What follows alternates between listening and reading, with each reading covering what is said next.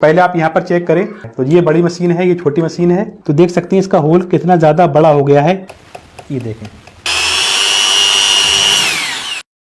तो ये देखें दोस्तों कितना अच्छे से इसमें होल हो गया है। तो अगर आपकी मशीन इस तरह का लच्छा दे रही है जैसा कि आप देख सकते हैं, या अगर आपकी मशीन बार बार धागा तोड़ रही है, या अगर इस तरह का टाँका आ रहा है, अगर आपकी मशीन इस तरह का दाना देती है, चाहे आपकी बड़ी मशीन हो चाहे आपकी छोटी मशीन हो, दोनों मशीनों के बारे में मैंने आपको सिर्फ एक ही वीडियो में समझा दिया है। तो देखें, सबसे पहले हम बात करते हैं, अगर आपकी मशीन नीचे की सिलाई खराब देती है, यानी कि अगर आपकी मशीन में नीचे से इस तरह का दाना आता है या लच्छा देती है या इस तरह का धागा ढीला आता है, तो आपने यहाँ पर सबसे पहले क्या चेक करना होगा। तो सबसे पहले हमने बड़ी मशीन के बारे में जानना है। दोस्तों आप इस वीडियो को एंड तक जरूर देखें, क्योंकि इस वीडियो के लास्ट में हमने जो आपको ट्रिक बताई है वो बहुत ही कमाल की ट्रिक है। तो दोस्तों जैसा कि आप देख सकते हैं, जो मशीन का जो ये वाला सिस्टम होता है, जो ये वाले पार्ट होते हैं, तो आपकी सिलाई में फिनिशिंग लाने के लिए इस पार्ट का बहुत बड़ा रोल होता है। अगर इस पार्ट में कमी होगी तो आपकी मशीन सिलाई सही नहीं देगी, आपकी मशीन सही नहीं चलेगी। ठीक है, तो आपने सबसे पहले यहाँ पर चेक करना है। अगर आपकी नीचे की सिलाई खराब आ रही है तो आपने यहाँ पर देखना होगा, इसका मतलब है कि यहाँ से धागा लूज है, धागा ढीला है, या फिर आपका धागा यहाँ से अटक कर आ रहा है, फंस कर आ रहा है, टाइट आ रहा है। तो आपने क्या करना है, सबसे पहले तो आपने इस तरह से पकड़ना है। ये जो बीच में दो प्लेटें दी गई है ना, आपने यहाँ इस तरह से इन प्लेटों को अलग करना है और बीच में यहाँ पर फूंक मारना है। उसके बाद आपने क्या करना है, इस वाले स्क्रू को इस तरह से घुमाना है, यानी कि धागे को टाइट करना है, क्योंकि यहाँ पर जब धागा लूज होता है तो ही आपकी मशीन नीचे की सिलाई खराब देती है। तो आपने यहाँ पर इतना टाइट कर देना है कि धागा ज़्यादा लूज भी नहीं होना चाहिए और धागा ज़्यादा टाइट भी नहीं होना चाहिए। उसके बाद अब हम आते हैं छोटी मशीन पर। तो देखिए, छोटी मशीन में इसका सिस्टम कुछ इस तरह का दिया गया है। तो यहाँ भी प्लेटें दी गई हैं।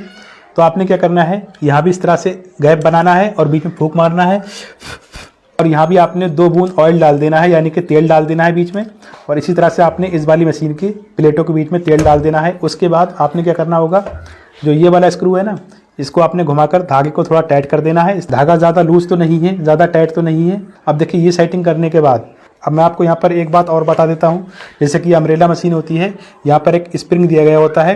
तो कई बार क्या होता है, इस स्प्रिंग से धागा इधर को साइड को निकल जाता है, कभी इधर को निकल जाता है।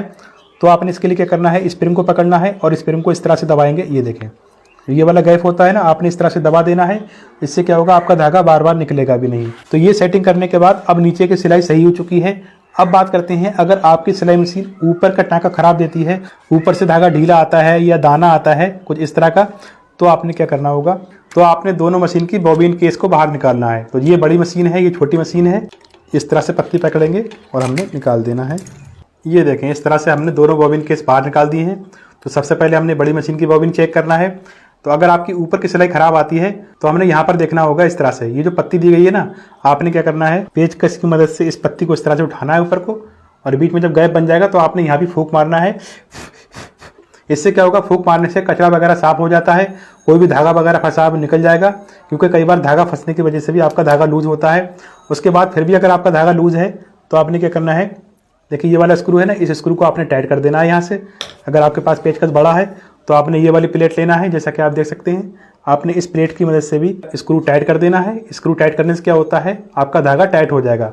अब ये धागा कितना टाइट होना चाहिए मैं आपको दिखा देता हूँ। ये देखें, जब हम बॉबिन केस का धागा पकड़ेंगे इस तरह से और इस तरह से हिलाएंगे तो बॉबिन केस नीचे को नहीं जा रही है। इसका मतलब है कि आपका धागा बिल्कुल भी लूज नहीं है और आपकी बॉबिन केस सही हो चुकी है। फिर उसके बाद हमने छोटी मशीन की बॉबिन केस लेना है और हमने इसका भी स्क्रू टाइट कर देना है। पर उससे पहले आपने इसकी भी पत्ती साफ कर लेना है। इस तरह से उठाएंगे और यहाँ भी आपने फूंक मारना है, और फूंक मारने के बाद आपने 2 बूंद ऑयल यहाँ भी डाल देना है। उसके बाद अगर फिर भी धागा लूज है तो आपने क्या करना है, इस वाले स्क्रू को टाइट कर देना है इस तरह से। ठीक है, उसके बाद आपने ये वाली बॉबिन केस भी इस तरह से पकड़ना है। देखिए, इसका भी धागा टाइट है और ये बॉबिन केस नीचे को नहीं गिर रही है, ये देखें। उसके बाद आपने यहाँ पर एक चीज़ और चेक कर लेना है। तो अब आपने यहाँ पर आना है और आपने ऊपर वाले धागे को इस तरह से पकड़ना है और बॉबिन केस का धागा भी इस तरह से पकड़ना है। ठीक है, तो अब आपने यहाँ पर ये पता लगाना होगा, ये चेक करना है कि जितना टाइट बॉबिन केस का धागा है उतना ही टाइट ये वाला धागा होना चाहिए। ऐसा नहीं होना चाहिए कि ये वाला लूज है ये टाइट है, या ये लूज है या ये टाइट है। दोनों धागे सेम बराबर टाइट होने चाहिए। इससे क्या होगा, आपकी सिलाई बिल्कुल फिनिशिंग के साथ में आएगी। और इसी तरह से आपने छोटी मशीन का धागा भी चेक कर लेना है। बॉबिन केस का धागा और ऊपर का धागा सेम बराबर होने चाहिए, लूज टाइट नहीं होना चाहिए। अब आते हैं मेन और इम्पोर्टेंट टॉपिक पर। तो मान लीजिए आपने ये सारी सेटिंग कर दी है, फिर भी आपकी मशीन सही नहीं चल रही है और इस तरह से धागा ढीला आ रहा है, या फिर इस तरह से दाना दे रही है, या फिर इस तरह की सिलाइयाँ आ रही हैं, ढीली सिलाइयाँ आ रही हैं। तो आपने यहाँ पर क्या चेक करना है और आपने किस तरह से इसको सही करना है। सबसे पहले हमने प्रेशर फुट खोलना है।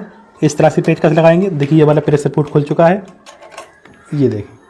उसके बाद हमने छोटी मशीन का प्रेशर फुट भी खोल देना है। तो उसके बाद हमने निडल प्लेट भी खोल देना है। तो दोस्तों जब तक आप वीडियो को लाइक करके शेयर भी कर दीजिए।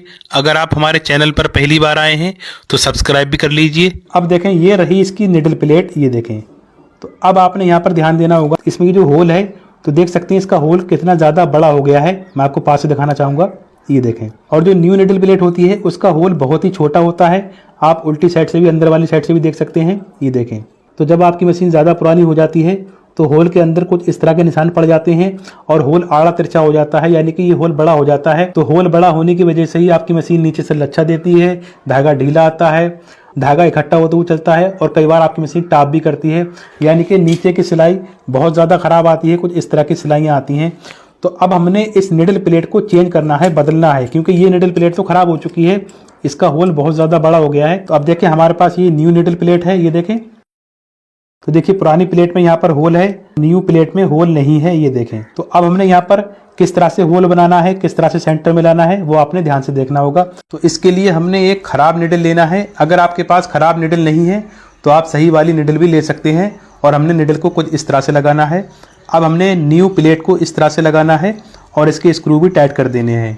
अब हमने क्या करना है, निडल को ऊपर नीचे करना है, यानी कि ये जो प्लेट है ना, इस प्लेट पर इतनी ज़ोर से निडल को मारना है कि प्लेट में निशान आ जाना चाहिए। फिर हमने दोबारा से प्लेट को निकाल लेना है।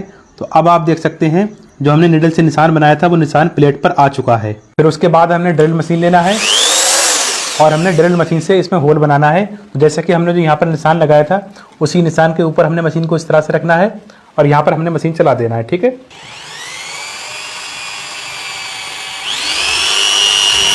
ये देखें दोस्तों, तो देखिए निडल को मैं इस तरह से डालूंगा, ये देखें इस तरह, ये बहुत अच्छे से होल हो चुका है। तो अब आप इधर से भी देख सकते हैं। अब देखिए हमारी जो ओल्ड प्लेट है आप उसका होल देख सकते हैं, कितना हैवी होल है, कितना बड़ा होल है। हम उसको दोबारा से लगा देते हैं, हमने इस तरह से रखना है, तो स्क्रू भी लगा देना है। तो अभी हमने इसके स्क्रू फुल टाइट नहीं किए हैं, तो आप देख सकते हैं कितने अच्छे से इसका होल हो चुका है। तो आप देख सकते हैं इसका होल निडल के बिल्कुल सेंटर में है। Thanks for watching this video.